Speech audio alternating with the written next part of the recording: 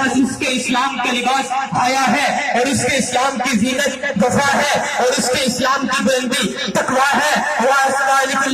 اساس ہر شے کے لیے بنیاد ہوتی ہے، اسلام کی بنیاد میرے صحابہ اور اہل بیت کی محبت ہے۔ محترم و مکرم اساتذہ کرام و منصفین اعزام، گلشن لدھیانوی کے لہلہاتے پھولوں، آج کا یہ عظیم الشان روح پرور تقریری مقابلہ جو کہ عظمت صحابہ اور اہل بیت کے عنوان سے معنون ہے، سامعین ذی وقار، صحابہ کرام کا طبقہ اور جماعت در حقیقت وہ طبقہ اور جماعت ہے جسے دیکھ کر، جسے سن کر نبوت اور کمالات نبوت کو بآسانی سمجھا جا سکتا ہے۔ اگر کوئی جماعت من حیث الجماعت اللہ اور اس کے رسول صلی اللہ علیہ وسلم کے نزدیک بعد انبیاء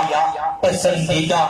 برگزیدہ ہے تو وہ صرف اور صرف صحابہ کرام کی جماعت ہے جس کی شہادت قرآن و حدیث نے دے دی ہے، اور یہ وہ جماعت ہے جو آفتاب نبوت کے نہایت قریب ہے، اور اسی قرب کی وجہ سے آفتاب نبوت کی تاثیر و ترتیب اور اس کا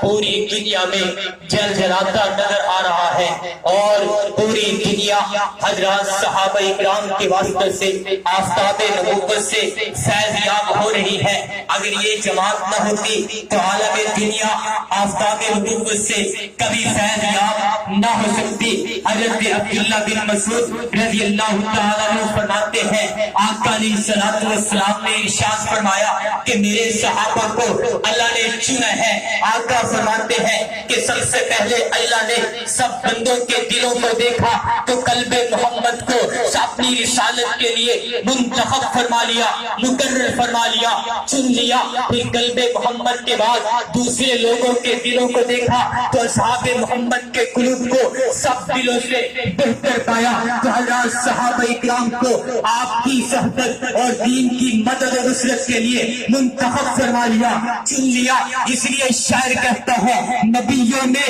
رسولوں میں محمد ہی چنیدہ ہے، نبیوں میں رسولوں میں محمد ہی چنیدہ ہے، صحابہ بھی ملے چن چن کے یہ یار ہو جائے۔ سامعین ذی وقار، ہم اہل سنت والجماعت جو اپنے آپ کو سنی العقیدہ کہتے ہیں، ہم جس طرح صحابہ اکرام کو برگزیدہ بلند و بالا سمجھتے ہیں، اسی طرح اہل بیت کو بھی برگزیدہ بلند و بالا سمجھتے ہیں۔ اہل سنت والجماعت کی دونوں آنکھیں ٹھنڈی ہیں، ہماری ایک نگاہ اہل بیت ہے، دوسری نگاہ اصحاب رسول صلی اللہ علیہ وسلم ہے۔ دونوں سے محبت ہمارے ایمان کا حصہ ہے، دونوں سے عقیدت ہمارے ایمان کا حصہ ہے، دونوں کی عزت ہمارے لیے لازمی ہے۔ ہم دونوں سے محبت کو اپنے ایمان کا حصہ، اپنے ایمان کا جز سمجھتے ہیں، اس لیے کہ آقا علیہ الصلوۃ والسلام نے ارشاد فرمایا ہر شخص کے اسلام بے سر و سامان ہوتے ہیں، وہ بس اس کے اسلام کا لباس آیا ہے اور اس کے اسلام کی زینت وفا ہے اور اس کے اسلام کی بلندی تقویٰ ہے۔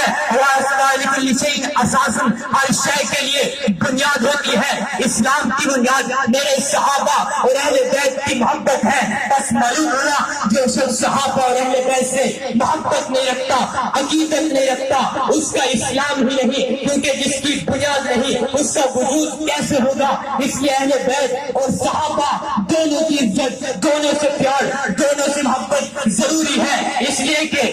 جزیرہ احادیث میں جہاں صحابہ اکرام کی عزت و عظمت ملتی ہے وہاں پر اہل بیت کی عزت و عظمت بھی ملتی ہے۔ آقا علیہ الصلوۃ والسلام ایک حدیث پاک کے اندر ارشاد فرماتے ہیں اصحابی کالنجوم بأیہم مقتدیتم اہتدیتم، میرے صحابہ ستاروں کی مانند ہے، جس کی پیروی کرو گے ہدایت پا جاؤ گے۔ اہل بیت کے بارے میں ارشاد فرماتے ہیں اہل بیتی کسفینۃ النور، میرے اہل بیت کشتی نور کی طرح ہے کہ جس طرح نوح علیہ الصلوۃ والسلام کے دور کے اندر سیلاب آیا، ساری انسانیت کو بہا کر لے گیا، بچہ وہی جو کشتی کے اندر سوار ہو گیا، جو اہل بیت سے محبت رکھے گا بچ جائے گا۔ آقا علیہ الصلوۃ والسلام کے فرمان کا مقصد یہ ہے، فرمان کا مقصد کیا ہے کہ ہم زمین پر رہتے ہیں، ستارے آسمانوں کی چیز ہے، کشتی سمندر کی چیز ہے، ان میں مناسبت کیا ہے، جوڑ کیا ہے کہ جواب ملتا ہے کہ جس طرح